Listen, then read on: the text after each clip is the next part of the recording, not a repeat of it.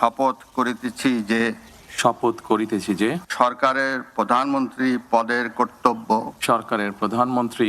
পদের কর্তব্য বিশ্বস্ততার সহিত পালন করিব। তারেক রহমান যুগে বাংলাদেশ 11তম প্রধানমন্ত্রী হিসেবে শপথ নিলেন বিএনপি চেয়ারম্যান। সহযাত্রী 49 মন্ত্রী প্রতিমন্ত্রী, মা বাবার কবর জিয়ারত প্রধানমন্ত্রীর। শপথ নিলেন বিএনপির এমপিরা, নেননি সংবিধান সংস্কার পরিষদের সদস্য হিসেবে মির্জা আব্বাস, রিজভী সহ 10 জনকে উপদেষ্টা নিয়োগ দিলেন প্রধানমন্ত্রী তারেক রহমান।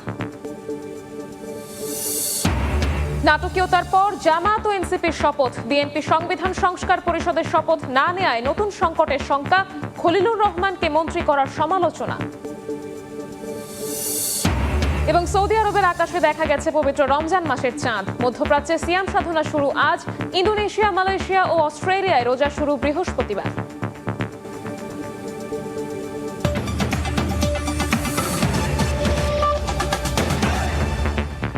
প্রবাসের সময়ের সঙ্গে আছি আমি এবং আমার সঙ্গে থাকবেন সহকর্মী মনির হোসাইন। ধন্যবাদ। তারেক রহমান যুগে প্রবেশ করল বাংলাদেশ। দেশের 11তম প্রধানমন্ত্রী হিসেবে শপথ নিলেন বিএনপি চেয়ারম্যান তারেক রহমান। দেশ পুনর্গঠনে তার সহযাত্রী 49 মন্ত্রী প্রতিমন্ত্রী। দেশের ইতিহাসে প্রথমবার সংসদ ভবনের দক্ষিণ প্লাজায় রাষ্ট্রপতি মোহাম্মদ শাহাবুদ্দিন শপথ বাক্য পাঠ করান প্রধানমন্ত্রী ও মন্ত্রীদের। আজ বিকেলে প্রধানমন্ত্রী তারেক রহমানের সভাপতিত্বে সচিবালয়ে হবে নতুন মন্ত্রিসভার প্রথম বৈঠক। আহমেদ সালেহিনের রিপোর্টে বিস্তারিত। শপথ করিতেছি যে সরকারের প্রধানমন্ত্রী পদের কর্তব্য বিশ্বস্ততার সহিত পালন করিব। এক নতুন দিনের শপথ, নতুন আশা, রক্তগঙ্গার পথ মারিয়ে আসা বাংলাদেশের নতুন গন্তব্য ঠিক করার। আমি সংবিধানের রক্ষণ, সমর্থন ও নিরাপত্তা বিধান করিব। জাতীয় সংসদ ভবনের দক্ষিণ প্লাজা 17 ফেব্রুয়ারির পড়ন্ত বেলায় এক নতুন আলোর পথ চলা। অনুরাগ বা বিরাগের বশবর্তী না হইয়া সকলের প্রতি আইন অনুযায়ী 17 বছরের নির্বাচন, অতঃপর রাজস্বিক প্রত্যাবর্তন প্রধানমন্ত্রী হয়ে, যার আনুষ্ঠানিকতা শুরু বিকেল 4:15টার দিকে। সকলের প্রতি আইন অনুযায়ী যথাবিহিত আচরণ করিব। জাতীয় সঙ্গীত ও পবিত্র কোরআন তিলাওয়াতের মাধ্যমে মন্ত্রী পরিষদের শপথ গ্রহণ অনুষ্ঠান শুরু হয়। সরকারের প্রধানমন্ত্রী রূপে যে সকল বিষয় আমার বিবেচনার জন্য আনিত হইবে। প্রধানমন্ত্রী হিসেবে শপথ নেয়ার পর বিএনপি চেয়ারম্যান তারেক রহমানকে গোপনীয়তার শপথ পাঠ করান রাষ্ট্রপতি। এরপরেই সেখানে শপথ বইয়ে সই করেন প্রধানমন্ত্রী তারেক রহমান।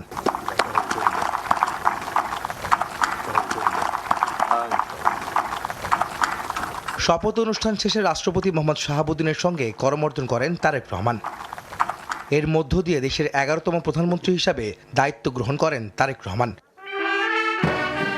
2001 থেকে 2006 সাল পর্যন্ত সরকারে ছিল বাংলাদেশ জাতীয়তাবাদী দল বিএনপি। 20 বছর পরে ত্রয়োদশ জাতীয় সংসদ নির্বাচনে জয় পেয়ে সরকার গঠন করেছে দলটি।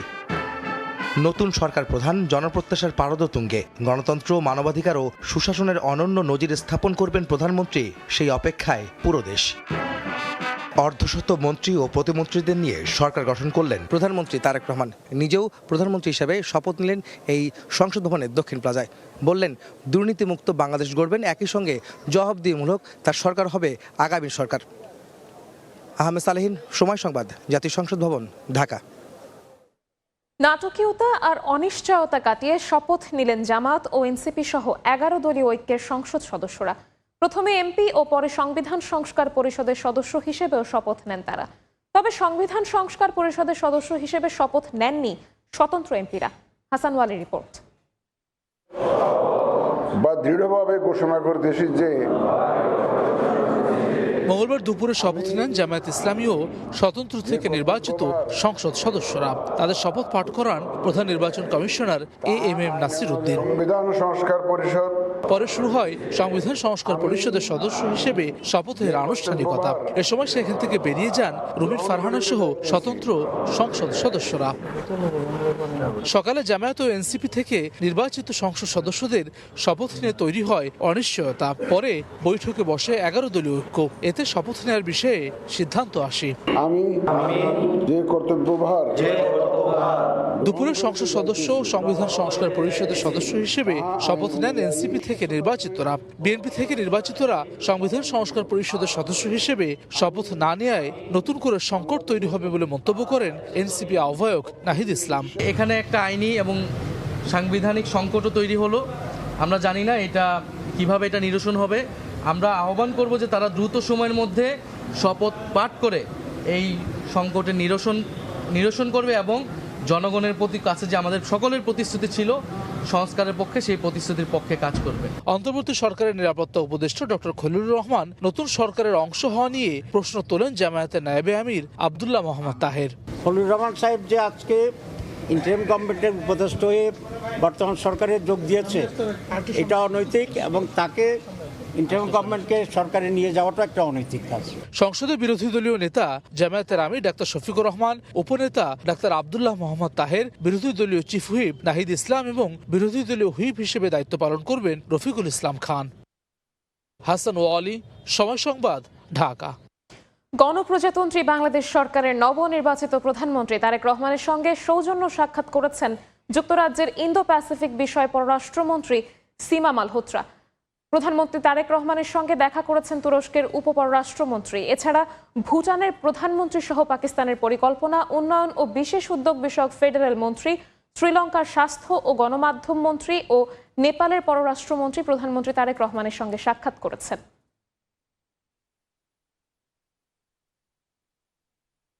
সৌদি আরব সহ মধ্যপ্রাচ্যে পবিত্র রমজানের চাঁদ দেখা গেছে। আজ থেকে রোজা শুরু। সৌদি আরবের ঘোষণার পরপরই সংযুক্ত আরব আমিরাত, কাতার, কুয়েত ও বাহরাইন সহ মধ্যপ্রাচ্যের আরও কয়েকটি দেশ একই সিদ্ধান্ত জানায়। চাঁদ দেখা না যাওয়ায় বৃহস্পতিবার থেকে রমজান শুরুর ঘোষণা দিয়েছে তুরস্ক, মালয়েশিয়া, সিঙ্গাপুর, অস্ট্রেলিয়া, ফ্রান্স সহ বেশ কয়েকটি দেশ।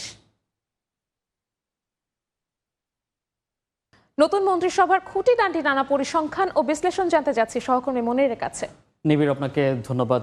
আজকে আমরা দেখেছি যে বিএনপির সরকার গঠনের পর যে মন্ত্রিসভা 50 সদস্য, প্রধানমন্ত্রী সহ 50 সদস্যের যে মন্ত্রিসভা, সেখানে বেশ নবীন প্রবীণ মিলিয়ে আসলে মন্ত্রিসভা গঠন করা হয়েছে। আমরা যদি একটু যে সেই মন্ত্রী তালিকায় কারা কারা স্থান পেয়েছেন যদি দেখতে চাই, মহাসচিব মির্জা ফখরুল ইসলাম আলমগীর, তিনি স্থানীয় সরকার, পল্লী উন্নয়ন এবং সমবায় মন্ত্রণালয়ের দায়িত্ব পেয়েছেন এবং তিনি বেশ আলোচনায় ছিল, বিশেষ করে রাষ্ট্রপতির যে গুঞ্জন ছিল, রাষ্ট্রপতি হওয়ার সেই তালিকায়ও তার নাম ছিল, কিন্তু সবশেষ তিনি স্থানীয় সরকার, পল্লী উন্নয়ন ও সমবায় মন্ত্রণালয় পেয়েছেন। তারপরে যদি আরও একটু দেখতে চাই যে আরও একজন মন্ত্রীর তালিকা যদি দেখতে চাই, আমির খসরু মাহমুদ চৌধুরী, তিনি পেয়েছেন অর্থ এবং পরিকল্পনা মন্ত্রণালয়। তিনি সাবেক বাণিজ্য মন্ত্রী ছিলেন, তার যে অভিজ্ঞতা, সেই অভিজ্ঞতা আসলে কাজে লাগাতে চায় এবার বিএনপির সরকার। তিনি এর আগে এখন পর্যন্ত বিএনপির স্থায়ী কমিটির সদস্য হিসেবে দায়িত্ব পালন করছেন এবং 6 বার জাতীয় সংসদ নির্বাচনে অংশগ্রহণ করে 5 বার সংসদ সদস্য নির্বাচিত হয়েছেন। এবারও চট্টগ্রাম 11 থেকে তিনি নির্বাচন করেছেন। পরবর্তীতে যদি আরেকজন মন্ত্রীর তালিকা দেখতে চাই, যে সেটি আসলে দেখে নিতে চাই আরও একজন মন্ত্রী তালিকা, এবং আসলে এবার যেই মন্ত্রী তালিকা করা হয়েছে সেই মন্ত্রী তালিকাগুলো আসলে আমরা যেটি দেখেছি যে যেই মন্ত্রী তালিকাগুলো করা হচ্ছে, বিশেষ করে নবীন এবং প্রবীণ, নতুন তালিকায় আমরা প্রতিমন্ত্রীদের তালিকা যদি একটু দেখতে চাই, প্রতিমন্ত্রী যারা আছেন তারা কিন্তু বেশ নতুন যারা আছেন, এবার অনেকেই এবার প্রথমবার মতো সংসদ সদস্য নির্বাচিত হয়েছে,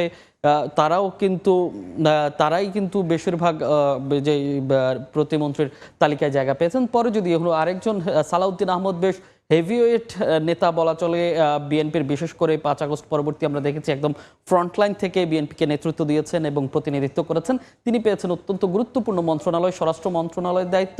তিনি 5 বার সংসদ সদস্য নির্বাচনে অংশগ্রহণ করে 3 বার সংসদ সদস্য, সাবেক যোগাযোগ প্রতিমন্ত্রীর দায়িত্ব পালন করেছেন, যার কারণেই আসলে তার যে এই অভিজ্ঞতা সেটিও আসলে কাজে লাগাতে চায় বিএনপি তাদের যেই নতুন মন্ত্রিসভা কিংবা নতুন সরকার গঠন করেছে সেখানে। পরবর্তীতে যদি আরও একজন মন্ত্রীর তালিকা দেখে নিতে চাই, আসাদুল হাবিব দুলু, তিনি দুর্যোগ ব্যবস্থাপনা ও ত্রাণ মন্ত্রণালয়ের মন্ত্রীর দায়িত্ব পেয়েছেন। পেশায় তিনি আইনজীবী এবং বিএনপির কেন্দ্রীয় কমিটির রংপুর বিভাগীয় সাংগঠনিক সম্পাদক হিসেবে দায়িত্ব পালন করছেন। এর আগে তিনি 6 বার সংসদীয় নির্বাচনে অংশগ্রহণ করে 4 বার সংসদ সদস্য নির্বাচিত হয়েছেন এবং এর আগে খাদ্য উপমন্ত্রী হিসেবেও দায়িত্ব পালন করেছেন। তারপরে যদি আরও একটি মন্ত্রী দেখতে চাই, যে আরও একটি পদ হাফিজ আহমেদ বীর বিক্রম, তিনি মন্ত্রী পদ পেয়েছেন মুক্তিযুদ্ধ বিষয়ক মন্ত্রণালয়ের। তিনিও বেশ হেভিওয়েট নেতা বিএনপির, বিশেষ করে বিএনপির যেই বিগত সময়ে আন্দোলন সংগ্রাম থেকে শুরু করে বিএনপিকে যে এগিয়ে নেওয়ার যে প্রক্রিয়া, সেই প্রক্রিয়ায় তিনি বেশ সামনে থেকে নেতৃত্ব দিয়েছেন। বিএনপির ভাইস চেয়ারম্যানের দায়িত্ব পালন করছেন, সাবেক পানি সম্পদ মন্ত্রীর দায়িত্ব পালন করেছেন এবং তার আগে তিনি পাট ও বস্ত্র মন্ত্রণালয়ের প্রতিমন্ত্রীর দায়িত্ব পালন করেছেন এবং ভোলা জেলা বিএনপির সভাপতিও ছিলেন। তারপরে আরও একজন মন্ত্রীর তালিকা যদি দেখতে চাই, ডাক্তার AZM জাহিদ হোসেন, তিনি মহিলা শিশু ও সমাজ কল্যাণ মন্ত্রণালয়ের দায়িত্ব পেয়েছেন। বিশেষ করে জাহিদ হোসেনের যেই ভূমিকা, সেটি আসলে বিএনপির সাবেক চেয়ারপারসন বেগম খালেদা জিয়ার যে ব্যক্তিগত চিকিৎসক ছিলেন এবং তার যে অসুস্থতার সময় তাকে আমরা বেশি দেখেছি, বিশেষ করে সবশেষ তার মৃত্যুর আগে এভার কেয়ারে যখন তিনি ভর্তি ছিলেন, তখন যে তার চিকিৎসার যে আপডেটগুলো দেয়া থেকে শুরু করে তার শারীরিক খোঁজ খবর থেকে শুরু করে সবকিছু মিলিয়ে AZM জাহিদ হোসেন বেশ অগ্রণী ভূমিকায় ছিলেন। সেক্ষেত্রে তাকেও দল থেকে সেই মূল্যায়নটি করা হয়েছে, তাকে মন্ত্রী হিসেবে রাখা হয়েছে মহিলা শিশু ও সমাজ কল্যাণ মন্ত্রণালয়ে। তারপরে যদি আরও একজন মন্ত্রীকে দেখে নিতে চাই, আব্দুল আওয়াল মিন্টু ফেনী থেকে নির্বাচন করেছেন, তিনি পেয়েছেন পরিবেশ বন ও জলবায়ু মন্ত্রণালয়ের দায়িত্ব। বিএনপির ভাইস চেয়ারম্যান হিসেবে দায়িত্ব পালন করছেন। বেশ নামকরা ব্যবসায়ী হিসেবেই আসলে তার পরিচিতি বেশি। 2026 সালে তিনি অংশগ্রহণ করে নির্বাচিত হয়েছেন এবং মাল্টিমোড গ্রুপের প্রতিষ্ঠাতা ও চেয়ারম্যান হিসেবেও তার বেশ পরিচিতি রয়েছে।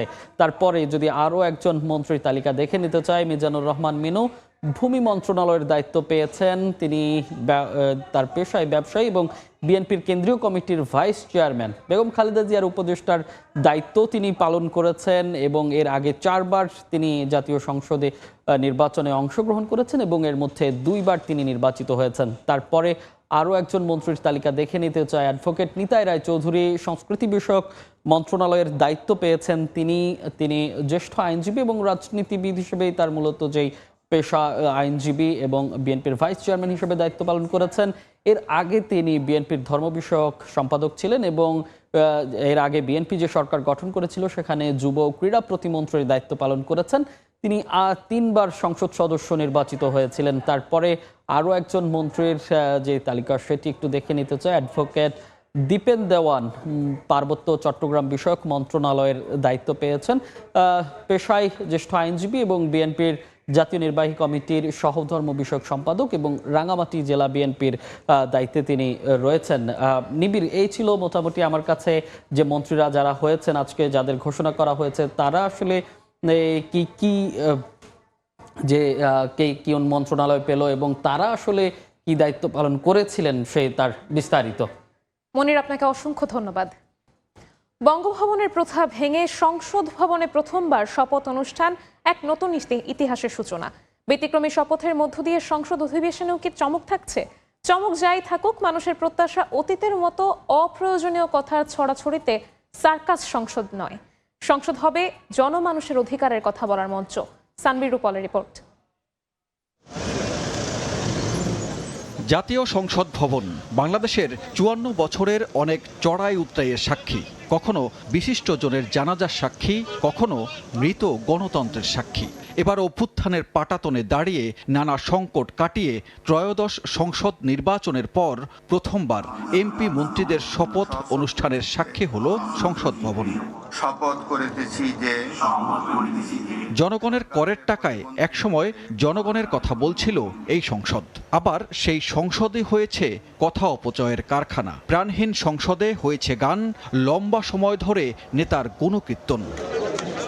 যেখানে জনগণের কথা বলতে গিয়ে স্পিকারকে প্রয়োজনের অতিরিক্ত সময় বাড়িয়ে দিতে হয়েছে হরহামেশাই। তবে মানুষের প্রত্যাশা অপচয় বা পিকনিক পার্টি নয়। সরকার বিরোধী দল মিলে এবারের সংসদ হয়ে উঠবে জনতার সংসদ। এতগুলো রক্ত উপর দিয়ে আমরা এই পর্যন্ত এসেছি। অবশ্যই আমরা ভবিষ্যতে ভালো কিছু আশা করি এবং আমার বিশ্বাস এই সংসদ থেকে আমরা অনেক ভালো কিছু পেতে যাচ্ছি। শুধু জনগণেরকে নিয়ে ভাববে, জনগণের কথা চিন্তা করে কাজ করবে, জনগণের কি করলে সুবিধা হবে ওইটা নিয়ে আলোচনা হবে এখানে। এই সংসদ মানব স্তুতি করবে না, এই সংসদ মানুষের কল্যাণে দেশের উন্নয়ন করবে। জাতি যেটি প্রত্যাশা করেছিল আমার মনে হচ্ছে সেদিকেই এই সংসদ আগাবে। ব্যবসায়ী সদ্য সাবেক উপদেষ্টা বললেন, নানা সংকটের মধ্যে সরকারের প্রতিশ্রুতি বাস্তবায়ন চ্যালেঞ্জ হবে। সেই সঙ্গে অনিয়ম অপচয়ের টুটি চেপে ধরতে না পারলে জন আকাঙ্ক্ষার বিচ্যুতি ঘটবে। এটা আশার আলো দেখা গেল যে সরকার বলেছে যে তারা ডিউটি ফ্রি গাড়ি নেবে না। এটা একটা ভালো উদ্যোগ। আমি মনে করি সরকারকে 100 দিনে একটা শর্ট টার্ম, মিড টার্ম এবং লং টার্ম প্ল্যান নিতে হবে। রাজনৈতিক কর্মীরা যদি চাঁদাবাজি করে টুটি চেপে ধরতে হবে। এটা যদি না করে তাইলে কিন্তু সমস্যা হবে। সুশাসনের জন্য যে রাজনৈতিক দলগুলোর উপরই সবচেয়ে বেশি দায়িত্ব বর্তায়। দীর্ঘদিন পর জনগণের রায়ে ফিরে পাওয়া মসনদে এবার কালিমা দেখতে চান না নবনির্বাচিত এমপি মন্ত্রীরা। দেশ গঠনে বিরোধী দলের সহযোগিতা চান তারা। অসঙ্গতিগুলো ধরা পড়েছিল, যে মনে হয়েছিল যে না এটা কেন বারবার হয়, সেই বিষয়গুলো তার কথায়, তার আচরণে, তার চিন্তায় আপনি দেখতে পাচ্ছেন যে সেটা পরিবর্তন হওয়া শুরু হয়ে গেছে। আল্লাহ আমাদেরকে দায়িত্ব দিয়েছেন, দয়া করে এবার এরকমটা হবে না ইনশাআল্লাহ। ইনশাআল্লাহ প্রত্যেকটা জিনিস জনগণ বান্ধব হবে, কোনো ধরনের অপচয় এই সংসদের দ্বারা হবে না ইনশাআল্লাহ। দুর্নীতি, অন্যায়, অবিচার এটা স্ট্রংলি এটাকে হ্যান্ডেল করে আগাইয়ে যেতে হবে এবং দেশের মানুষের কল্যাণের জন্য আমাদের কাজ করতে হবে। জনপ্রতিনিধিরা বলছেন, কথার ফুলঝুরি নয়, পুরানো সব জরাজীর্ণ জাল ছিঁড়ে এবার নতুন আকাঙ্ক্ষার বাস্তবায়নে সংসদ নজির সৃষ্টি করবে। সেই পথ ধরে এগিয়ে যাবে আগামীর বাংলাদেশ। ত্রয়োদশ জাতীয় সংসদ নির্বাচন গণতন্ত্রের অগ্রযাত্রায় এক চমক নিয়ে হাজির হয়েছে। তেমনি বিএনপি নেতৃত্বাধীন সরকার এর শপথ অনুষ্ঠান এই সংসদ ভবনে হয়ে তাও একটি নতুন চমকের জন্ম দিয়েছে। এই সংসদ হয়ে থাকলো সাক্ষী, আগামীর সংসদ জনগণের সংসদ হবে এবং জন আকাঙ্ক্ষা বাস্তবায়ন হবে এই সংসদ ভবনেই, এমন প্রত্যাশা সবার। সানবীর রূপল, সময় সংবাদ, ঢাকা। শপথ গ্রহণের পর শহীদ রাষ্ট্রপতি জিয়াউর রহমান ও বেগম খালেদা জিয়ার সমাধিস্থলে শ্রদ্ধা জানিয়েছেন বিএনপির নির্বাচিত সংসদ সদস্যরা। সবাই মিলে দেশ গড়ার প্রত্যয় ব্যক্ত করেন তারা। মঙ্গলবার সকালে সংসদ ভবনে শপথ গ্রহণ শেষে জিয়া উদ্যানে যান নবনির্বাচিত এমপিরা। এ সময় শহীদ রাষ্ট্রপতি জিয়াউর রহমান ও বেগম খালেদা জিয়ার সমাধিতে শ্রদ্ধা জানান তারা। শ্রদ্ধা নিবেদন শেষে গাজীপুর 3 আসনের সংসদ সদস্য অধ্যাপক ডাক্তার রফিকুল ইসলাম বাচ্চু জানান, শুল্কমুক্ত গাড়ি বা প্লট নেবেন না বিএনপির এমপিরা। নতুন সরকারের সংসদীয় দলের প্রথম সভায় এই সিদ্ধান্ত হয়। আমরা যারা আগে সংসদ সদস্য হলেই ট্যাক্স ফ্রি গাড়ি নিত, প্লট নিত, সেটা আমাদের বিএনপির সংসদ সদস্য সেটি গ্রহণ করবে না। রাজনৈতিক ভেদাভেদ থাকলেও সবাই মিলে দেশ গড়ার প্রত্যয় ব্যক্ত করেন টাঙ্গাইল 4 আসনের সংসদ সদস্য লুৎফুর রহমান মতিন। আসুন আমরা বাংলাদেশের সার্বিক উন্নয়নের জন্য কাজ করি। যার যার এলাকায় আমরা মানুষের পাশে থাকবো, কাউকে আঘাত করব না, কোনো দুর্নীতির সঙ্গে জড়িত হব না। গত 30 বছরের মধ্যে এবারের সংসদ সবচেয়ে সুন্দর হবে বলে আশা গাজীপুর 1 আসনের সংসদ সদস্য মুজিবুর রহমানের। এই সংসদ বিগত 20 বছরের মধ্যে বা 30 বছর বলতে পারে সবচেয়ে ভালো সংসদ হবে। কারণ এই সংসদে যিনি প্রধানমন্ত্রী হচ্ছেন তার দেহে শহীদ রাষ্ট্রপতি এবং বেগম খালেদা জিয়ার রক্ত প্রবাহিত হচ্ছে। সন্ত্রাস ও চাঁদাবাজ মুক্ত দেশ গড়ার প্রত্যয় ব্যক্ত করেন সিরাজগঞ্জ 1 আসনের সংসদ সদস্য সেলিম রেজা। তারেক রহমানের সাথে আমরা 300 এমপি ভালো হলে এই দেশকে সিঙ্গাপুর, এই দেশকে মালয়েশিয়া বানাইতে সময় লাগবে না। এদিন সংসদ সচিবালয়ে শপথ নেন ত্রয়োদশ জাতীয় সংসদ নির্বাচনে নির্বাচিত 297 সংসদ সদস্য। নাইম হাসান, সময় সংবাদ, ঢাকা। নতুন সরকারের শপথ গ্রহণ অনুষ্ঠানে অংশ নিয়েছেন মালদ্বীপের রাষ্ট্রপতি মোহাম্মদ মুইজ্জু, ভুটানের প্রধানমন্ত্রী লোটে শেরিং টোবগে, ভারতের লোকসভার স্পিকার ওম বিড়লা, পাকিস্তানের মন্ত্রী আহসান ইকবাল সহ 13 দেশের প্রতিনিধি। এছাড়া ঢাকায় অবস্থিত দূতাবাসের রাষ্ট্রদূতরাও নিজ নিজ দেশের প্রতিনিধিত্ব করেন। উপস্থিত ছিলেন আন্তর্জাতিক সংস্থার প্রতিনিধিরাও। এদিকে তারেক রহমানকে ভারত সফরের আমন্ত্রণ জানিয়েছেন প্রধানমন্ত্রী নরেন্দ্র মোদী। শাতিলা শারমিনের রিপোর্ট। ছাত্র জনতার গণ অভ্যুত্থানের 1.5 বছর পর ত্রয়োদশ সংসদ নির্বাচনের মাধ্যমে গঠিত হল নতুন সরকার। এই সরকারের নবযাত্রার সাক্ষী হতে ঢাকায় ছুটে আসেন রাষ্ট্রপ্রধান, সরকার প্রধান এবং গুরুত্বপূর্ণ মন্ত্রীসহ 13টি দেশের প্রতিনিধিরা। সদ্য বিদায়ী অন্তর্বর্তী সরকারের প্রধান উপদেষ্টা ডক্টর মোহাম্মদ ইউনূসের আমন্ত্রণে মঙ্গলবার সংসদ ভবনের দক্ষিণ প্লাজায় শপথ গ্রহণ অনুষ্ঠানে যোগ দেন মালদ্বীপের রাষ্ট্রপতি মোহাম্মদ মুইজ্জু, ভুটানের প্রধানমন্ত্রী শেরিং টোবগে, নেপালের পররাষ্ট্রমন্ত্রী বালানন্দ শর্মা, ভারতের লোকসভার স্পিকার ওম বিরলা এবং পররাষ্ট্র সচিব বিক্রম মিশ্রি নিজ নিজ দেশের প্রতিনিধিত্ব করেন। বিশ্বস্তার সহিত পালন করিব। পাকিস্তানের পরিকল্পনা উন্নয়ন ও বিশেষ উদ্যোগের ফেডারেল মন্ত্রী আহসান ইকবাল, শ্রীলঙ্কার স্বাস্থ্যমন্ত্রী নালিন্দা জয়াসিতা উপস্থিত ছিলেন। রাষ্ট্রপতি মহোদয়কে যুক্তরাজ্যের ভারত প্রশান্ত মহাসাগরীয় বিষয়ক আন্ডার সেক্রেটারি সীমা মালহোত্রা এবং তুরস্কের আন্ডার সেক্রেটারি বেরিস একেনজিও অংশ নেন শপথ গ্রহণ অনুষ্ঠানে। এছাড়া ঢাকায় অবস্থিত রাষ্ট্র এবং আন্তর্জাতিক সংস্থার প্রতিনিধিরা উপস্থিত ছিলেন বর্ণাঢ্য এই আয়োজনে। শাতিলা শারমিন, সময় সংবাদ, ঢাকা। নিজ জেলায় মন্ত্রী প্রতিমন্ত্রী পেয়ে উচ্ছ্বসিত এলাকাবাসী। নির্বাচনী এলাকায় বইছে আনন্দের জোয়ার। দেশের উন্নয়নে নবনির্বাচিতরা কাজ করবেন এমন প্রত্যাশা ভোটারদের।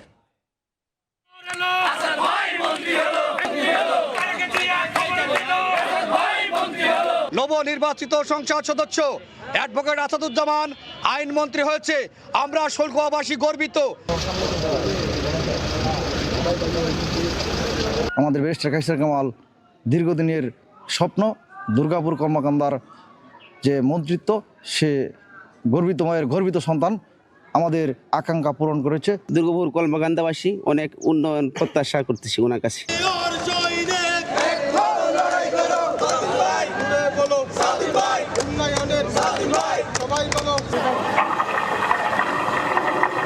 আপনারা যে যে দপ্তরের দায়িত্ব পালন করবেন, বাস্তবতার আলোকে আমাদের এখানে বৈষম্যহীনভাবে উন্নয়নের কার্যক্রমটা চালিয়ে যাবেন। আমাদের আনবায়াসনক মিলন ভাই সারা বাংলাদেশে অত্যন্ত সুনাম এবং দক্ষতার সহিত সারা বাংলাদেশের শিক্ষা খাতকে অনেক উন্নত করবেন এবং কর্মসংস্থানের ব্যবস্থা করবেন।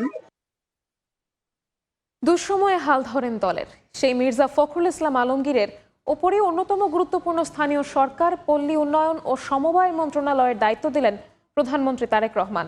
মির্জা ফখরুল জীবনের নানা পথ আর প্রতিকূলতা, রাজনৈতিক লড়াইয়ের কথা তুলে ধরছেন ফারুক ভাইয়া রবিন। ষাটের দশকের উত্তাল সময়ে ছাত্র জীবনে জড়ান বাম রাজনীতিতে। এরপর কলেজে শিক্ষকতা, সরকারি চাকরি, ফের রাজনীতিতে জড়িয়ে তৃণমূলের জনপ্রতিনিধি। প্রান্তিক জনপদের রাজনীতিক থেকে দলের দ্বিতীয় সর্বোচ্চ নেতা। বর্ণাঢ্য জীবনের ধাপে ধাপে এতগুলো পথ পেরোনো এক রাজনীতিবিদ মির্জা ফখরুল ইসলাম আলমগীর।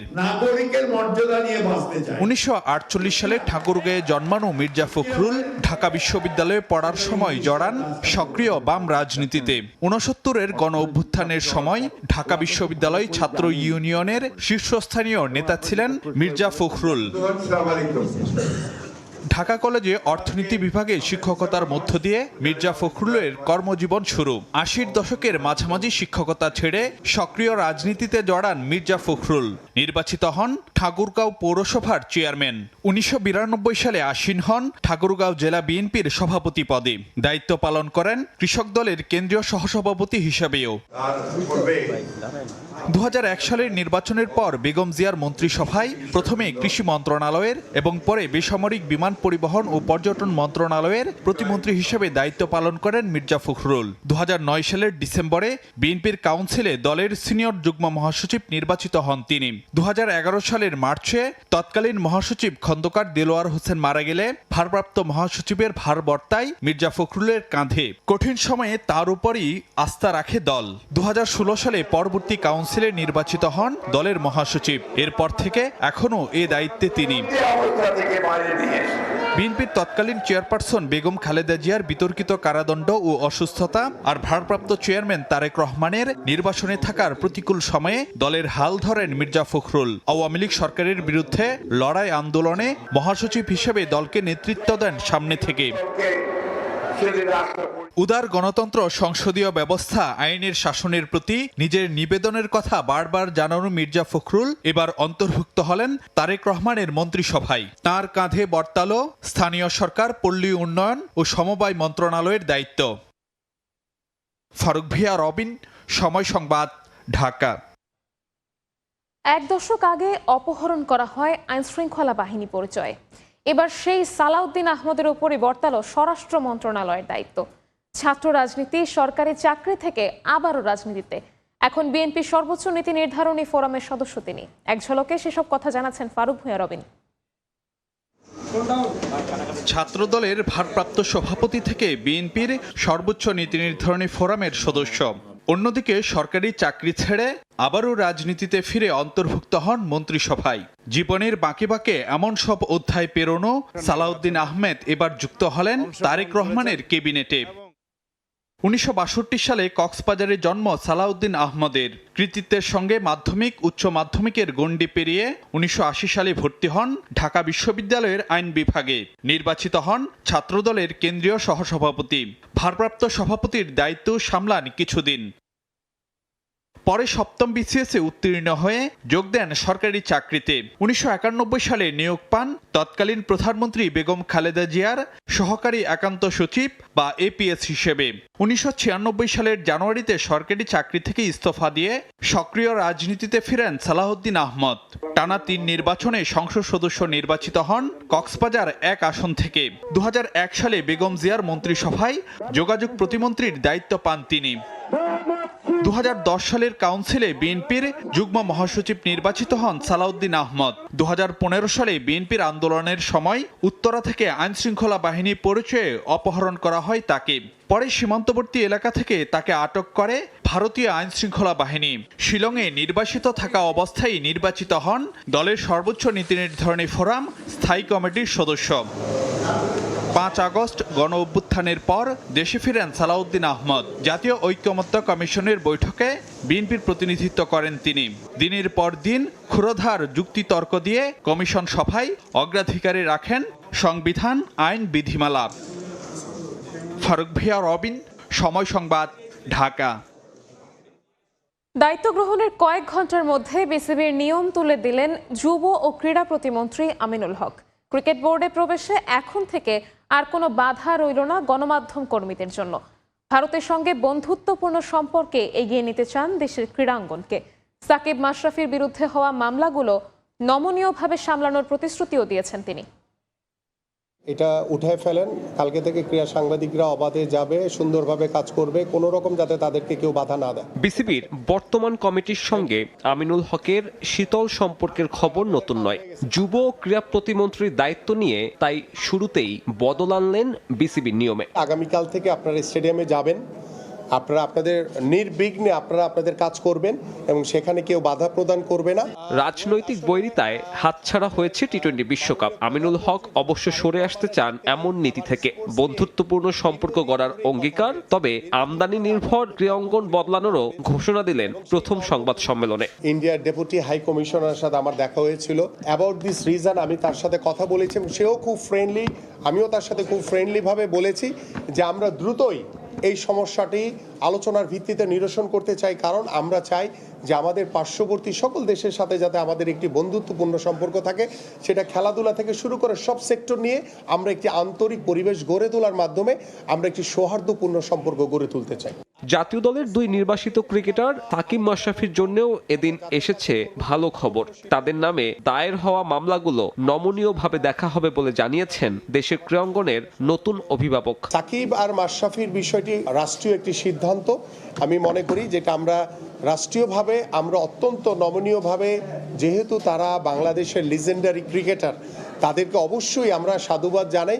কিন্তু যে মামলাগুলো হয়েছে সেটা রাষ্ট্রীয়ভাবে সিদ্ধান্ত গ্রহণের মাধ্যমে আমরা চাই তারা যাতে আমাদের বাংলাদেশে যাতে দ্রুত ফিরে আসতে পারে। এদিন সংবাদ সম্মেলন করেই বিএনপি পন্থী ক্রিকেট সংগঠকদের সঙ্গে আলোচনায় বসেন আমিনুল। এমন প্রেক্ষাপটে বিসিবির বর্তমান কমিটির ভবিষ্যৎ নিয়ে অনিশ্চয়তা বাড়ল আরও বেশি।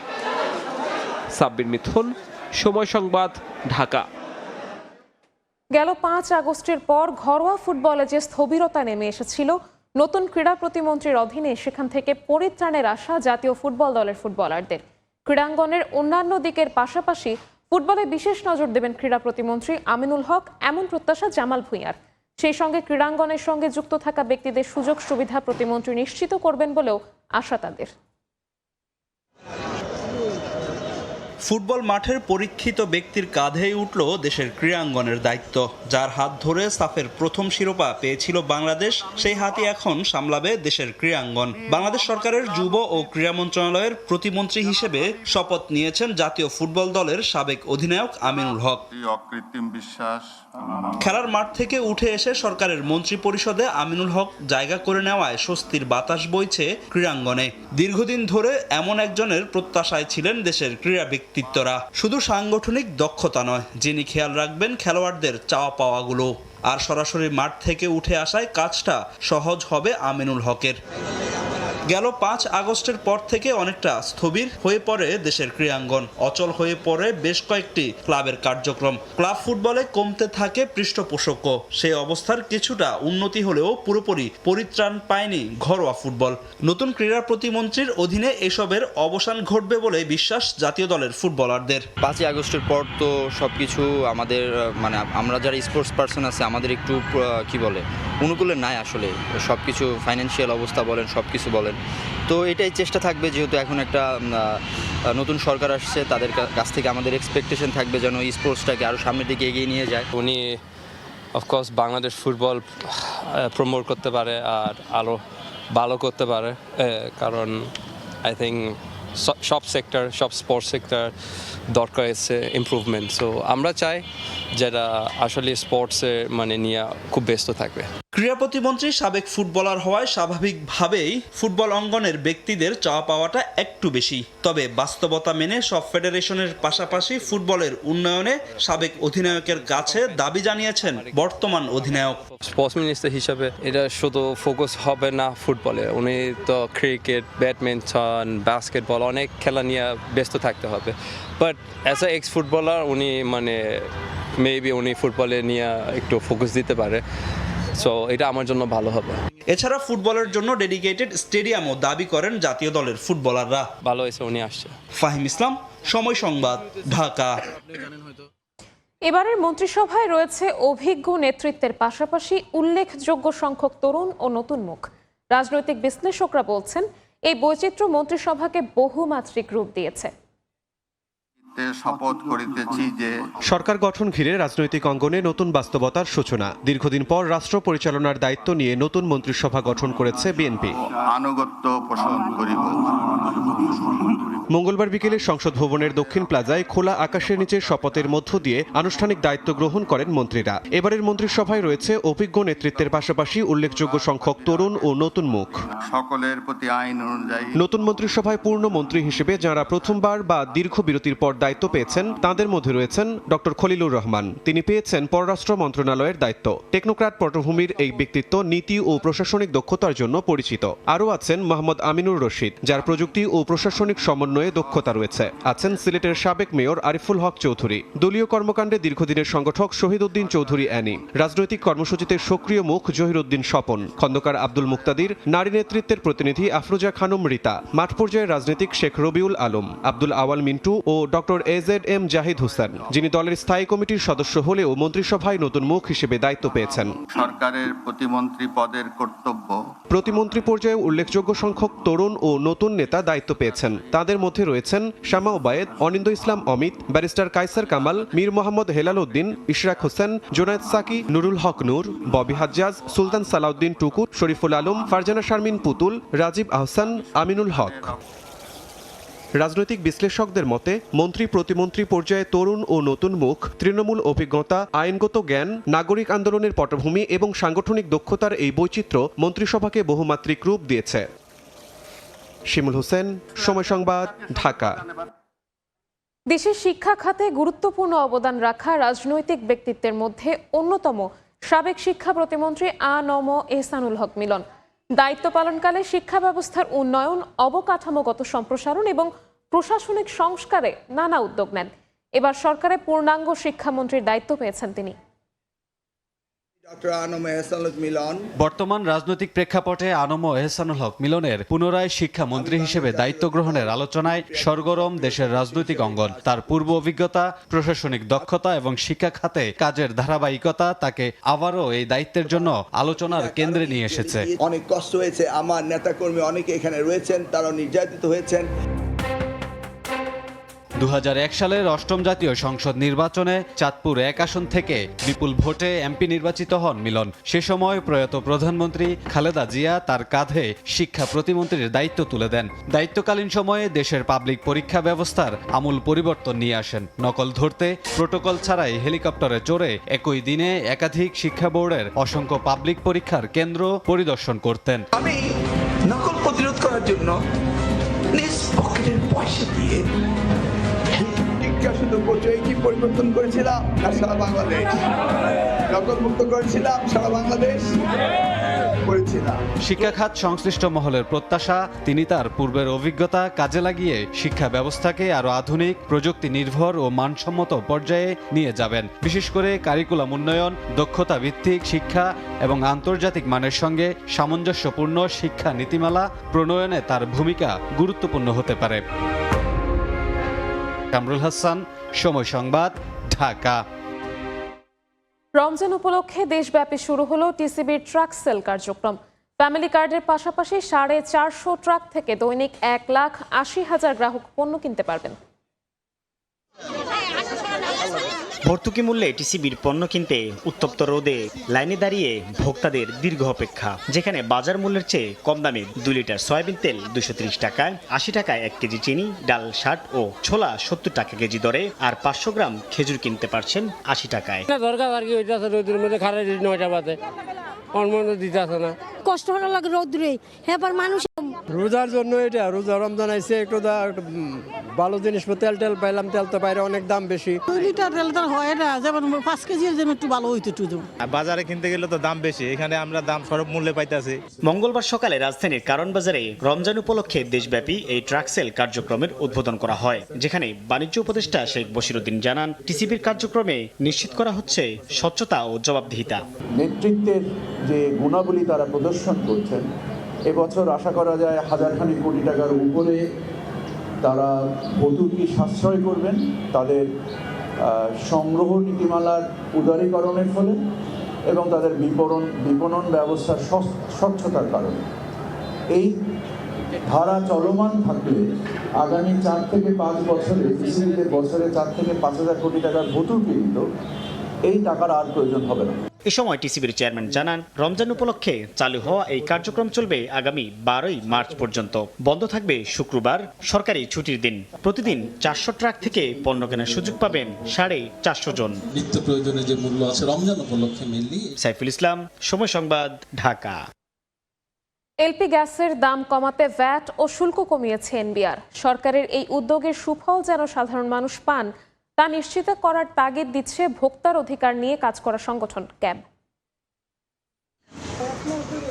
ভোক্তা পর্যায়ে এলপি গ্যাসের দাম সহনীয় রাখতে এবং জ্বালানি বাজারে অস্থিরতা কমাতে ভ্যাট কাঠামোয় বড় ধরনের পরিবর্তন এনেছে সরকার। সোমবার জাতীয় রাজস্ব বোর্ড এনবিআর থেকে জারি করা আলাদা 2টি প্রজ্ঞাপনের মাধ্যমে এই সিদ্ধান্তের কথা জানানো হয়। নতুন এই সিদ্ধান্তের ফলে এলপিজি কেনার ক্ষেত্রে গ্রাহকের ওপর বিদ্যমান মূসক ভার প্রায় 20% হ্রাস পাবে বলে আশা করছে এনবিআর।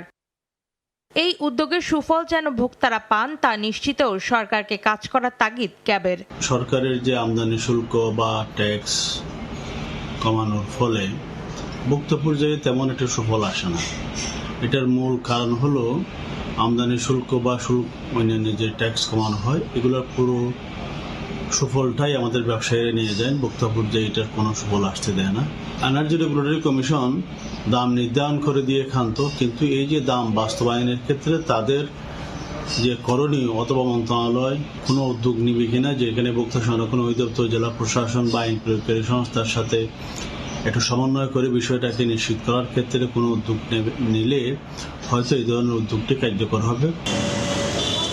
নতুন সিদ্ধান্তে স্থানীয় উৎপাদন ও ব্যবসায়ী পর্যায়ে বিদ্যমান 7.5% ভ্যাট এবং আমদানি পর্যায়ের 2% আগাম কর পুরোপুরি প্রত্যাহার করা হয়েছে। একই সঙ্গে আমদানি পর্যায়ে 7.5% ভ্যাট আরোপ করা হয়েছে। অন্তরা সেন, সময় সংবাদ, ঢাকা। আমরা আছি প্রবাসের সময়, এখন যাচ্ছি আলোচনা অনুষ্ঠান গণতন্ত্রের সময়ে।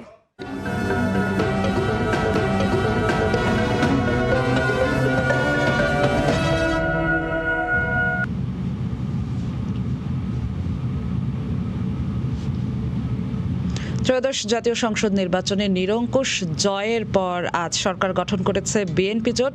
শপথ নিয়েছেন নতুন প্রধানমন্ত্রী তারেক রহমান এবং তার মন্ত্রিসভার মন্ত্রী এবং উপমন্ত্রীরা।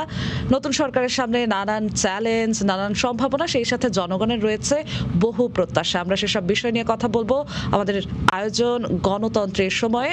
আপনাদের সঙ্গে আছি আমি জিন্নাতারা যশোয়া। আমাদের সঙ্গে আছেন দুজন অতিথি যাদের সঙ্গে আজ আলোচনা করব। আমাদের সঙ্গে আছেন অধ্যাপক ডক্টর সিদ্দিকুর রহমান খান, শিক্ষক, ঢাকা বিশ্ববিদ্যালয়, এবং আরো আছেন সোহরাব হাসান, সাংবাদিক। আপনাদের দুজনকে স্বাগত জানাচ্ছি গণতন্ত্রের সময়। শুরু করতে চাই অধ্যাপক ডক্টর সিদ্দিকুর রহমান খান, আপনাকে দিয়ে। আজকে শপথ গ্রহণের সময় নানা নাটকীয়তা আমরা দেখেছি সকাল থেকে। তারপরে দেখলাম সংসদ সদস্য হিসেবে বিএনপির যে বিজয়ী সংসদ সদস্যরা আছেন তারা শপথ নিয়েছে, কিন্তু সংস্কার পরিষদের সদস্য হিসাবে তারা কিন্তু শপথ নেননি। তারপর জামায়াত ইসলামের তরফ থেকে দুটি শপথী অনুষ্ঠানে তারা অংশগ্রহণ করবে না এমন কথার পরে এরপরে তারা দুটিতে অংশগ্রহণ করেছিলেন। এই পুরো শপথ গ্রহণের প্রক্রিয়াটি আসলে কিভাবে দেখছেন, কেমন লাগলো? ধন্যবাদ আপনাকে। আসলে আমাদের বহুল কাঙ্ক্ষিত ত্রয়োদশ জাতীয় সংসদ নির্বাচন 12ই ফেব্রুয়ারি অনুষ্ঠিত হয়েছে এবং এই নির্বাচনে দীর্ঘদিন পর এদেশের মানুষ তাদের গণতান্ত্রিক অধিকার প্রয়োগের মধ্য দিয়ে তাদের আগামী 5 বছরের জন্য রাষ্ট্র পরিচালনার দায়িত্ব যাদের হাতে তাদের প্রতি ম্যান্ডেট দিয়েছে। ত্রয়োদশ জাতীয় সংসদে নির্বাচিত জনপ্রতিনিধিদের শপথ গ্রহণ অনুষ্ঠানে 17ই ফেব্রুয়ারি নির্ধারিত ছিল এবং এই অনুষ্ঠানটিকে কেন্দ্র করে আমরা দেখেছি কিছুটা নাটকীয়তা হয়েছে। শপথ গ্রহণকে করাবেন এ নিয়েও আমাদের মধ্যে নানা রকমের জল্পনা কল্পনা ছিল, কিন্তু শেষ পর্যন্ত সংবিধান অনুযায়ী আমাদের প্রধান নির্বাচন কমিশনার যিনি আছেন তিনি শপথ গ্রহণ পরিচালনা করেছেন এবং আজকে এই শপথ গ্রহণকে কেন্দ্র করে একটা নাটকীয়তা আমরা দেখলাম যে বিএনপি তারা এই শপথ গ্রহণের ক্ষেত্রে জাতীয় সংসদের নির্বাচিত প্রতিনিধি হিসাবেই তারা তাদের শপথ গ্রহণটা করেছেন এবং বিএনপির পক্ষ থেকে জনাব সালাউদ্দিন আহমেদ তিনি নির্বাচিত প্রতিনিধিদের সামনে তখন যারা যুক্ত হয়েছিলেন তাদের সামনে তিনি বলেছেন যে যেহেতু তারা জাতীয় সংসদের প্রতিনিধি হিসাবে নির্বাচিত হয়েছেন সেই কারণে তারা এই শপথটি তারা গ্রহণ করবেন। আর সংবিধান সংস্কার পরিষদের সদস্য হিসাবে যে বিষয়টি এসেছে সেখানে বিএনপি সাংবিধানিক প্রশ্ন উত্থাপন করেছেন। আমাদের সংবিধানের 93 অনুচ্ছেদে আছে যে রাষ্ট্রপতির অধ্যাদেশ কোন কোন ক্ষেত্রে তিনি করতে পারেন, এই বিষয়টি নিয়েছেন তারা উত্থাপন করেছেন এবং সংবিধানের 148-এ যে শপথ পড়ানোর ক্ষমতা কার আছে সেই বিষয়টিও তারা সামনে এনেছেন। এনে তারা বলেছেন যে বর্তমান পরিস্থিতিতে গণপরিষদের বা সংবিধান সংস্কার পরিষদের সদস্য হিসাবে তাদের শপথ গ্রহণের কোনো সুযোগ বা অবকাশ নেই। তো এই প্রশ্নটিকে কেন্দ্র করে জামাতে ইসলামী এবং এনসিপি তাদের পক্ষ থেকে বলা হয়েছিল যে যদি বিএনপি গণপরিষদ সংবিধান সংস্কার পরিষদের সদস্য হিসাবে তারা শপথ গ্রহণ না করেন তাহলে তারা আজকে শপথ গ্রহণ নাও করতে পারেন, কিন্তু শেষ পর্যন্ত আমরা দেখেছি যে দুটি শপথই গ্রহণ করেছেন। জামাতে ইসলামীর ক্ষেত্রে এই ধরনের অবস্থানের পরিবর্তন আমরা আগেও দেখেছি। আপনি যেদিন জুলাই সনদ স্বাক্ষরিত হবে সেই সনদ স্বাক্ষরের দিনেই কিন্তু তারা বলেছিল যে পিআর পদ্ধতি নিম্ন কক্ষে সহ আরো কতগুলো দাবি উত্থাপন করেছিলেন। এনসিপি আমরা দেখলাম গতকাল স্বাক্ষর করেছেন, তো আমাদের কাছে তারপরেও তারা স্বাক্ষর করেছেন এবং এনসিপি যে খুবই আশ্চর্যজনক যে তারা এই জুলাই সনদের পক্ষে সবচেয়ে বলবো যে সোচ্চার ভূমিকা তারা প্রথম থেকেই পালন করেছেন এবং সেইখানে আমরা দেখেছি যে জামাতে ইসলামী যখন এই জুলাই সনদ স্বাক্ষর করে ফেলে তাদের সাথে কথা না বলে বা তাদের সাথে এক রকমের ঐক্যমত্য হয়েছিল তখন কিন্তু জামাতে ইসলামীকে তারা জাতীয় বেঈমান হিসাবে, গাদ্দার হিসাবেও তারা আখ্যায়িত করেছিলেন।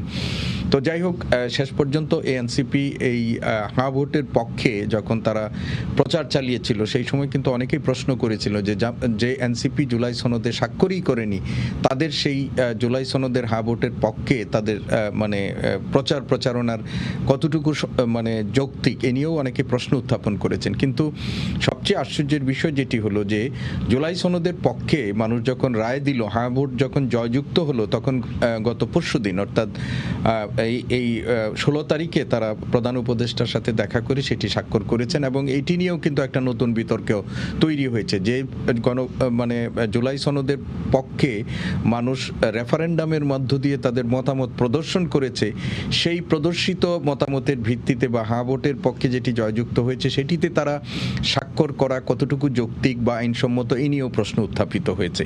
তো যাই হোক, শেষ পর্যন্ত আজকে যে শপথ গ্রহণটি হলো, আইন বিশেষজ্ঞরা অনেকেই বলছেন যে বিএনপি বাংলাদেশের সাংবিধানিক যে বর্তমান অবস্থা আছে, এই সিদ্ধান্তের কারণে বিএনপির সামনে কি বড় কোনো চ্যালেঞ্জ আসছে?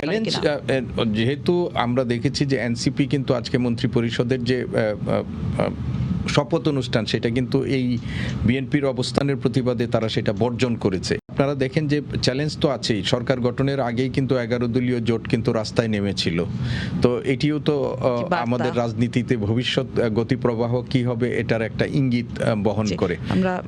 তবে সালাউদ্দিন আহমেদ বলেছেন যে যেহেতু সংসদ সার্বভৌম, সংসদ পরবর্তীতে সিদ্ধান্ত নিয়ে তারা এই সংবিধান সংস্কার পরিষদের ব্যাপারে তারা সেখানে সিদ্ধান্ত নেবে, এর মধ্য দিয়ে কিন্তু একটা পথ খোলা থাকলো আর কি। জি, আপনার কাছে আবারও আসবো, আমাদের যেহেতু সময় একটু কম, আমরা একটু ছোট করে চেষ্টা করবো। সোহরাব হাসান, আপনার কাছে একটু আসতে চাই, মন্ত্রী পরিষদের আকার নিয়ে কথা হচ্ছিল, প্রথম থেকে শোনা যাচ্ছিল যে এবার আকারটা ছোট হবে, কিন্তু দেখা গেল অর্ধশতের মতো মন্ত্রী প্রতিমন্ত্রী, তারপর আবার আমরা দেখলাম মন্ত্রী প্রতিমন্ত্রীর মর্যাদায় 10 জন উপদেষ্টা নিয়োগ দেওয়া হলো। কেমন হলো মন্ত্রিসভা আসলে?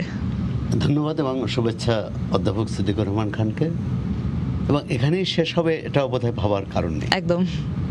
সুতরাং মন্ত্রীর সংখ্যা আরও বাড়বে, উপদেষ্টার সংখ্যাও বাড়বে এবং এক ধরনের যে সরকারের পক্ষ থেকে, সরকারি দলের পক্ষ থেকে বলা হয়েছিল যে এবার মন্ত্রিসভার আকার ছোট বা মাঝারি হবে, সেটি হচ্ছে না। এখন তারপর প্রশ্ন আছে যে মন্ত্রিসভা কতটা তার দক্ষতা দেখাতে পারবে, যোগ্যতা দেখাতে পারবে। এবং একটা সংকটময় মুহূর্তে কিন্তু নতুন সরকার শপথ নিয়েছে।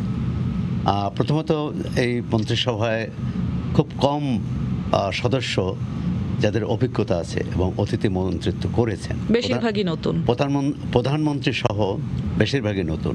সুতরাং তাদের শিখতে হবে, বুঝতে হবে, ভাবতে হবে এবং কোনটি জনগণের জন্য ভালো, দেশের জন্য ভালো, এটি অনেক চিন্তাভাবনা করেই সিদ্ধান্ত নিতে হবে। দ্বিতীয় হচ্ছে টিম ওয়ার্ক কাজ করবে কিনা।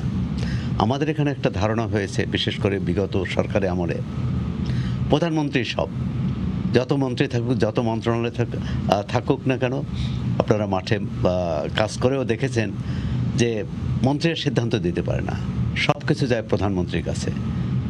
এবারে আশা করি সংসদীয় গণতন্ত্রের এটি পরিপন্থী। আমরা আশা করব যে এই মন্ত্রিপরিষদে এমন একটি সংস্কৃতি চালু হবে যেখানে যার উপর যে মন্ত্রণালয়ের ভার দেওয়া হয়েছে সেই মন্ত্রণালয়ের চূড়ান্ত সিদ্ধান্ত তিনি নেবেন। সব কারণে বা সব বিষয়ে প্রধানমন্ত্রীর দিকে তাকিয়ে থাকা হবে না। আবার আমাদের সংস্কৃতি আছে, প্রধানমন্ত্রীও চান, মানে অন্তত অতীতের প্রধানমন্ত্রীরা চাইতেন যে তার কাছেই যাক, সচিব ফাইল নিয়ে মন্ত্রীকে ডিঙিয়েও অনেক সময় প্রধানমন্ত্রীর কাছে যেতেন, অর্থাৎ সিদ্ধান্তটা আসতেন প্রধানমন্ত্রীর কার্যালয় থেকে। সংসদীয় গণতন্ত্রের প্রধানমন্ত্রীর কার্যালয়টি এত বড় হওয়ার প্রয়োজন নেই। সব মন্ত্রণালয়ের কোনো না কোনো একজন কর্মকর্তা থাকেন যিনি ওই মন্ত্রণালয় দেখেন। আমরা আশা করি যে এই রাজনৈতিক সংস্কৃতি বা এই কর্মসংস্কৃতি বদল হবে। দ্বিতীয় হচ্ছে যে সরকারের কাছে বড় চ্যালেঞ্জ, অনেকেই বলেছেন আইন শৃঙ্খলা পরিস্থিতি, দ্রব্যমূল্য, সামনে রোজা, একটু ছোট করে শেষ করব। কিন্তু তার চেয়েও বড় চ্যালেঞ্জ হবে এই সরকারের জন্য বিরোধী দলকে আস্থায় আনতে পারা। কারণ আপনি দেখলেন যে শপথের দিনই একটা চাপ না, আমি বলছি অঘটনই বলবো, যে মন্ত্রিসভার যে শপথ অনুষ্ঠান এরকম জাঁকজমক করে দেশি বিদেশি অতিথিদের উপস্থিতিতে একটা বিরাট আয়োজন করে এবং জাতীয় সংসদের দক্ষিণ প্লাজায় এটা আয়োজন করা হলো, সেখানে বিরোধী দলের সদস্যরা উপস্থিত থাকলেন না। এটি বিরোধী দলের আমাদের যারা বাইরের অতিথি আসছেন তারা কি ভাববেন যে বাংলাদেশের গণতন্ত্র মানে হচ্ছে সরকারি দল যেখানে থাকবে সেখানে বিরোধী দল থাকবে না, যেখানে বিরোধী দল থাকবে সেখানে সরকারি দল থাকবে না। এটিই চলে আসছে। এই সংস্কৃতি পাল্টানো সরকারের জন্য একটি বড় চ্যালেঞ্জ। এক্ষেত্রে বিরোধী দলের সহযোগিতা প্রয়োজন হবে। আবার সংখ্যাগরিষ্ঠতার জোরে যাতে সব সিদ্ধান্ত না নেওয়া হয়, বিরোধী দলের মতামত শোনা হয়, তাদের যৌক্তিক দাবি মেনে নেওয়া হয়, যদি সেটি জনগণের এবং দেশের কল্যাণে হয়। জি, আপনাকে ধন্যবাদ ডক্টর সিদ্দিকুর রহমান খান। আপনার কাছে একটু আসতে চাবো, আজকে পররাষ্ট্র মন্ত্রণালয়ের যে দায়িত্ব পেয়েছেন তাকে নিয়ে সারাদিন ধরে বেশ আলোচনা, কারণ এই খলিলুর রহমানকে বিএনপি একসময় অন্তর্বর্তীকালীন সরকারের অংশ যখন তিনি ছিলেন তখন তার পদত্যাগের দাবি তুলেছেন, তাকে নিয়ে বিদেশি নাগরিক কিংবা বিভিন্ন অভিযোগ আলোচনা বিএনপির তরফ থেকে এসেছিল। আজকে যখন এইরকম একটি গুরুত্বপূর্ণ পদে তাকে দেওয়া হলো, নাহিদ ইসলাম অভিযোগ করেছেন তার মানে ইলেকশন ইঞ্জিনিয়ারিং হয়েছিল, এমন অভিযোগগুলো উঠে এসেছে। কিভাবে দেখছেন এই বিষয়টিকে? দেখুন, এই আজকে আপনি যেটা বলেছেন যে যখন তিনি মানে তার কথাটি যখন এসেছে তখনই কিন্তু এটি সোশ্যাল মিডিয়া সহ বিভিন্ন জায়গায় আমাদের এটি আলোচনা হয়েছিল।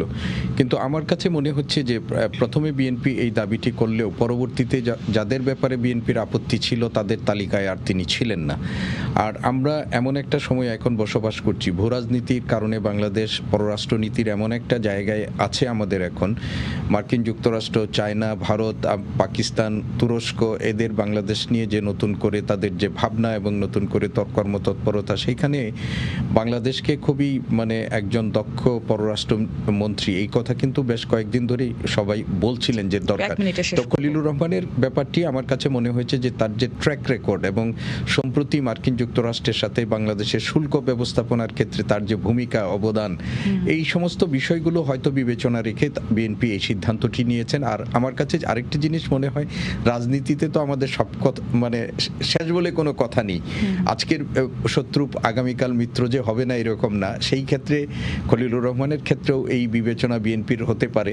এবং আমার মনে হয় যে সার্বিক পরিস্থিতি বিবেচনা রেখে একজন খলিলুর রহমানের মতো দক্ষ কূটনীতিবিদকে বিএনপি তার কাজে লাগানোর একটা চেষ্টার অংশ হিসাবে হয়তো এই পররাষ্ট্র মন্ত্রণালয়ের দায়িত্ব নিয়ে টেকনোক্রেট মন্ত্রী হিসাবে ক্যাবিনেটে যুক্ত করেছেন। আপনাকে ধন্যবাদ। সোহরাব হাসান, আপনি বলছিলেন যে বিএনপির সামনে সরকার গঠন করার পর বড় চ্যালেঞ্জ যে বিরোধী দলের যে জোট, সেটি আরেকটি বিষয় যেমনটা আমরা বলছিলাম যে খলিলুর রহমানের নিয়োগ, এটি নিয়েও কিন্তু নানান আলোচনা সমালোচনা হচ্ছে। এটিও কি একটি চ্যালেঞ্জের কারণ হতে পারে কিনা? এটি চ্যালেঞ্জ না, এটি একটা নৈতিকতার প্রশ্ন এবং শুধু সেটি বিএনপির জন্য না, অন্তর্বর্তী সরকারের জন্য। অন্তর্বর্তী সরকার তো এরকম একটা ভাবমূর্তি দেখানোর চেষ্টা করেছে তাদের অবস্থান, যে তারা কোনো দলের পক্ষে না, কোনো দলের বিরুদ্ধেও না। যদিও প্রধান উপদেষ্টা অনেকবার তরুণদের দলের প্রতি তার অনুরাগ বা তার ভালোবাসার কথা বলেছেন, তাতে মানুষ কিন্তু এটি নিয়ে বেশ সমালোচনা করেছে। এখন বিএনপি যে ডক্টর খলিলুর রহমান, যিনি একদিন আগেও জাতীয় নিরাপত্তা উপদেষ্টা ছিলেন, তাকে পররাষ্ট্রমন্ত্রী বানানো হয়েছে। সিদ্দিকুর রহমান ভাই যেটা বললেন, অর্থাৎ তাকে অবিকল্প ভাবা হয়েছে, যে তার মতো দক্ষ কূটনীতিক আর নেই। আমার মনে হয় যে বিএনপি এত বছর রাজনীতি চর্চা করেছে, সরকার ছিল, বিরোধী দলে ছিলেন, তারা সরকার পরিচালনা করেছেন, বিরোধী দলে ছিলেন। আর সেক্ষেত্রে মানে তার বাইরে যে কেউ কোনো উপযুক্ত লোক নেই, এটা ভাবা বোধহয় এক ধরনের রাজনৈতিক দীনতা।